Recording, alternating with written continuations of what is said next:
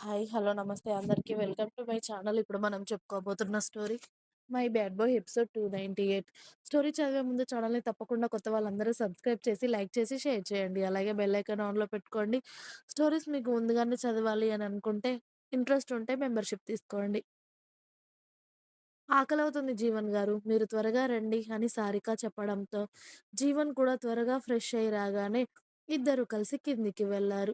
జీవన్ వాళ్ళ నాన్న, సారిక వాళ్ళ నాన్న కలిసి ఇద్దరూ బయటకి వెళ్తే, ఇద్దరి తల్లులు వాళ్ళిద్దరి మొహాలు చూసి పిల్లలిద్దరూ సంతోషంగా ఉన్నారు అని దగ్గరుండి వాళ్ళిద్దరికీ టిఫిన్ వడ్డించారు. అలా 3 రోజులు సంతోషంగా గడిచిపోవడంతో కొత్త జంటకి బోలెడు జాగ్రత్తలు చెప్పేసి పెద్దవాళ్ళు వాళ్ళ ఊర్లకి ప్రయాణమయ్యారు. ఇక పెళ్లి అవ్వగానే సారిక కూడా తన జాబ్ రిజైన్ చేసేసింది. పెళ్ళైన 15 రోజుల తర్వాత ఆ రోజే జీవన్ డ్యూటీకి వెళ్తూ ఉంటే, అతడికి అన్నీ అందిస్తూ టిఫిన్ దగ్గరుండి వడ్డించి, ఇద్దరూ కలిసి టిఫిన్ చేస్తూ ఉన్నారు. ఆ రోజు ఉదయం జీవన్, సారిక ఆ రోజే రుద్ర కాల్ చేసి దేవాకి, భూమికి పెళ్లి ఫిక్స్ అయిందని చెప్పడంతో, "డ్యూటీకెళ్తున్నానురా! దీన్నక్కడ దింపే టైం కూడా నాకు లేదు. ఈవినింగ్ సారికని తీసుకొని వస్తానులే ఇంటికి. సరేనా? ఎలాగో మీరు కూడా ఆఫీస్‌కి వెళ్తున్నారు కదా! ఈవినింగ్ వచ్చి కలుస్తాను లేరా" అని రుద్రకి చెప్పి, "ఈవినింగ్ రెడీగా ఉండవే. నేనొచ్చే ముందు కాల్ చేస్తాను. వాళ్ళ దగ్గరికెళ్దాం. భూమికి పెళ్లి ఫిక్స్ అయిందంట" అని చెప్పాడు జీవన్. "ఇంత త్వరగా భూమికి పెళ్లి చేస్తున్నారా జీవన్ గారు?" అని అడిగింది సారిక. మంచి సంబంధం అంటే అందుకే చేస్తున్నారేమో. అయినా పెళ్లి టైం దగ్గర పడితే ఎవరు మాత్రం ఏం చేస్తారు? మనకు మాత్రం ఇంత త్వరగా పెళ్లవుతుంది అని అనుకున్నామా? మనది అయిపోలేదా? ఇప్పుడు ఇది అంతే. ఆఫ్టర్‌నూన్ లంచ్‌కి వీలైతే వస్తాను. లేకపోతే నేను బయట తినేస్తాను. నువ్వు నా కోసం చూడకుండా తినేసేయి. తెలుసు కదా నా టైమింగ్స్. మళ్ళీ రాలేదు అని నాతో గొడవ పెట్టుకున్నావనుకో, ఆ ఫ్రస్ట్రేషన్ అంతా నైట్ బెడ్ మీద చూపిస్తాను. చచ్చి ఊరుకుంటావు దెబ్బకి అప్పుడు" అని భార్యకి ఓ స్వీట్ వార్నింగ్ పడేసి, జీవన్ బాబు హ్యాపీగా డ్యూటీకి వెళ్ళడంతో, ఈయన పోలీస్ మొరటుతనం బెడ్ మీద కూడా చూపిస్తే బతుకుతామా ఏంటి మేము? అని జీవన్ చేష్టల గురించి నవ్వుకొని, అలా టిఫిన్ చేసిన ప్లేట్స్ అన్నీ తీసేసి, ఏం చేయాలో అర్థం అవ్వక వాళ్ళ ఆయన వాళ్ళ పెళ్ళికి గిఫ్ట్‌గా అలాగే రిసెప్షన్‌కి కొన్ని నగలు, బట్టలు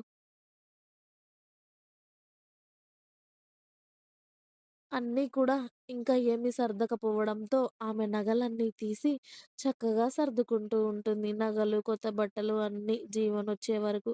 అవన్నీ సర్దడం అయిపోయి లంచ్ తినేసి కాసేపు రెస్ట్ కూడా తీసుకొని జీవనొచ్చిన తర్వాత ఇద్దరూ కలిసి రెడీ అయ్యి రుద్ర వాళ్ళ ఇంటికి బయలుదేరారు. వీళ్ళు వెళ్ళేసరికి అప్పుడే ఆఫీస్‌కి వెళ్ళిన వాళ్ళందరూ కూడా వచ్చారు. పెళ్ళైన తర్వాత మొదటగా జీవన్, సారిక వెళ్ళడంతో అందరూ వాళ్ళని హ్యాపీగా ఆహ్వానించారు. జీవన్, సారిక భూమిని చూడగానే "కంగ్రాచ్యులేషన్స్ భూమి" అని చెప్పారు తనకి. సారిక అయితే రావడమే ధీరా బాబుని అస్సలు వదలకుండా ఎత్తుకొని వాడితో ఆడుతూ ఉంటే, వీడిని ఎత్తుకోవడమే కాదు వదిన, సంవత్సరం తిరిగేసరికల్లా వీడికి ఒక మరదల్ని కూడా ఇవ్వాలి నువ్వు అని అంది వేద. "ఏంటి సంవత్సరం లోపే ఇవ్వాలా? చాలా అమ్మా" అని సారిక నవ్వుతూ ఉంటే, "ఇంకా ఎన్ని రోజులు టైం తీసుకుంటావమ్మా" అని అమ్మాయిలందరూ ఒక చోట కూర్చొని ముచ్చట పెడితే, అబ్బాయిలందరూ కలిసి గార్డెన్‌లో ముచ్చట్లు పెట్టుకుంటూ ఉంటారు.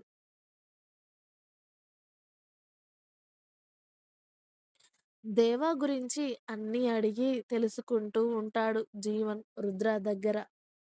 ఇక దేవా గురించి ఎలాంటి రిమార్క్ లేదు.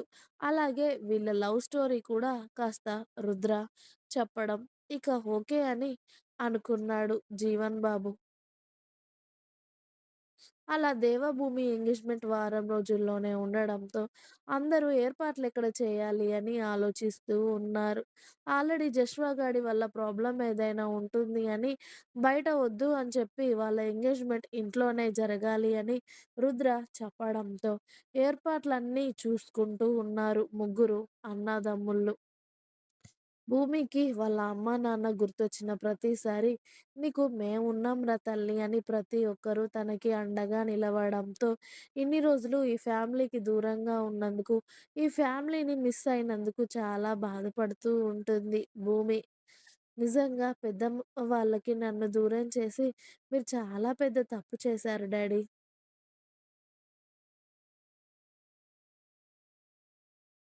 ముందు నుండే నాకు వీళ్ళంతా పరిచయమైతే, నేనింత ప్రేమని ఇన్ని రోజులు మిస్ అయ్యేదాన్ని కాదు అని మనసులో అనుకుంటూ, అదే విషయం ఆ రోజు అందరూ గార్డెన్‌లో కూర్చొని మాట్లాడుకుంటుంటే, మనోహర్ గారిని అడిగింది. "ఎందుకు పెదనాన్న? అసలు నాన్నెందుకు మీకు దూరంగా ఉన్నాడు? ఎందుకు నన్ను మిమ్మల్ని కలవనివ్వలేదు?" అని. అందరూ కూడా భూమి అడిగిన ప్రశ్నకి మనోహర్ గారు ఏం చెప్తారా అని ఎదురు చూస్తూ ఉంటే, అప్పుడే నాకు మీ పెద్దమ్మకి పెళ్లయింది నాన్న. నెల రోజులు కూడా కాలేదు. 10, 15 రోజులయింది. నాకిలా పెళ్లవ్వడమే ఆలస్యం. మా నాన్నగారు మీ నాన్నకి కూడా పెళ్లి సంబంధాలు చూడాలి. సంవత్సరం తిరిగేలోపు చిన్న కొడుకు పెళ్లి కూడా చేసేస్తే ఒక పని అయిపోతుంది అని అనుకుని ఆయన అందరి దగ్గర ఈ మాట మాట్లాడుతూ ఉంటే మీ నాన్నకి ఆ మాట నచ్చలేదు. మా నాన్న అనుకుంటే ఏదైనా చేసి తీరుతాడని మహేంద్రకి బాగా తెలుసు. కాబట్టి ఆయనకి వాడి పెళ్లి విషయం ఆయన మెదడులో బలపడక ముందే అది తీసేయాలి అని చెప్పి, "నేను వేరే అమ్మాయిని ప్రేమిస్తున్నాను నాన్న. అయినా అన్నయ్యకి పెళ్లి జరిగిందే మొన్న మొన్న. కనీసం నెల రోజులు అవ్వట్లేదు. మీరు అప్పుడే నా పెళ్లి అంటే ఎలా నాన్న?" అని చెప్పడంతో స్వతహాగా ఆయనకి చిన్నప్పటి నుండి ఒక ఆయన మాటకి ఎవరైనా ఎదురు చెప్తే నచ్చదు. ఆయన కొడుకు ఆయనకి ఎదురు చెప్పేసరికి నచ్చక, "అసలేం చెప్పాలనుకుంటున్నావురా?" అని అడగడంతో, "చెప్పాను కదా నాన్న నేనొక అమ్మాయిని ప్రేమిస్తున్నాను. తననే పెళ్లి చేసుకుంటాను. మీరెప్పుడు చెప్తే అప్పుడు. అంతేకాని నాకిలా పెళ్లి సంబంధాలు అంటూ మీరిలా మాట్లాడుతూ వేరే సంబంధాలు చూడకండి. ఎందుకంటే మీరెన్ని పెళ్లి సంబంధాలు చూస్తున్నా నేను చేసుకోను. నేను ఆల్రెడీ ప్రాణం కన్నా ఎక్కువగా ప్రేమిస్తున్న అమ్మాయికి సొంతం. తప్ప ఇంకెవరిని నా దరిదాపుల్లోకి కూడా రానివ్వను" అని చెప్పడంతో, "అసలా ఎవరు ఆ అమ్మాయి?" అని అడిగాడు మా నాన్న. దాంతో సరళ పేరు, మీ అమ్మ పేరు చెప్పాడమ్మా మీ డ్యాడీ. అప్పట్లో మా నాన్నకి పట్టింపులు చాలా ఎక్కువగా ఉండేవి. కులాలు, మతాలు అంటూ ఎక్కువ స్థాయి, కింది స్థాయి అట్లా. మీ అమ్మాయేమో చిన్న పాలేరు కూతురు. మేమేమో చాలా ఉన్నవాళ్ళము. మీ నాన్న మీ అమ్మని ప్రేమించడం అస్సలిష్టం లేదు మీ తాతయ్యకి. వాళ్ళ పెళ్ళికి ససేమిరా ఒప్పుకోను అన్నారు.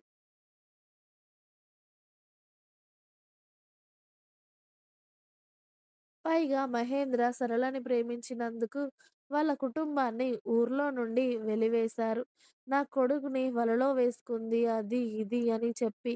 కానీ మా నాన్న అలా చేయడంతో ఇక మహేంద్ర తెగించి సరళని వెళ్ళి దొంగతనంగా పెళ్లి చేసుకొని వచ్చి మా ముందు నిలబడడంతో ఆ రోజు మీ నాన్నని బాగా కొట్టి నా చిన్న కొడుకు చనిపోయాడు అని ఆ రోజు వాడి ముందే నీళ్లు వదిలేసుకొని ఇక వాడేమీ కాడు. మా కుటుంబమంతా వాడికి ఎలాంటి సంబంధం లేదు అని వాడిని కూడా ఊరి నుండి పంపించేశాడు. చాలా రోజులు మీ అమ్మ, మీ నాన్న ఎక్కడ ఉన్నారని వెతికించాను నేను.